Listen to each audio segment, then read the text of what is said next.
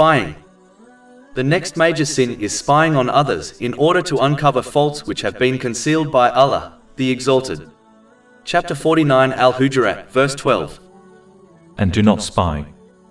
The Holy Prophet Muhammad, peace and blessings be upon him, has warned in a narration found in Sahih Bukhari, number 7042, that whoever spies on others, such as eavesdropping on their private conversations, will have molten lead poured into their ears on the Day of Judgment.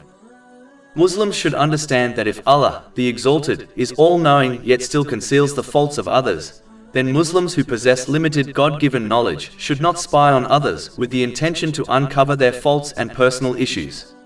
Whoever uncovers the faults of others will have their faults exposed by Allah, the Exalted.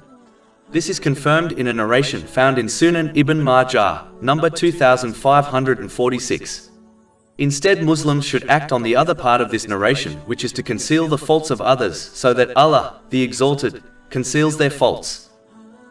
Over 400 free ebooks, audiobooks, infographics, podcasts and blogs available on our website, www.shaykhpod.com.